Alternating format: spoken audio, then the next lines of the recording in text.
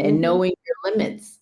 You don't keep going and keep going, even if you have to write it down. What are your limits? What are your limits at work? How many hours will you work? How much time will you put in this project?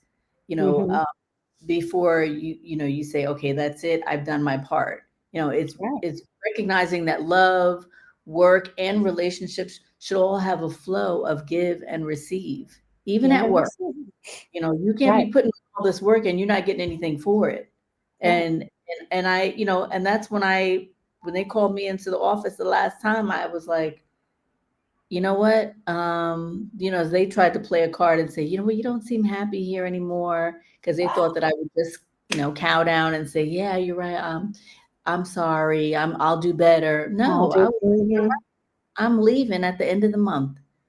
And that all came, God just spoke to me and say it now. And that's what I did. And I haven't looked back yet. Yeah. Only time I talk about it is in, these examples and stuff. But I think Right. don't, when you don't put those boundaries in place, it's a form of self-neglect, Mm. because Mm. you have to know, how much you're going to pour out of yourself. You're Right. giving up so much of yourself. Why would you empty yourself like that for people who don't respect you, who are not giving back to you? Right. That doesn't make sense. It's Right. neglect.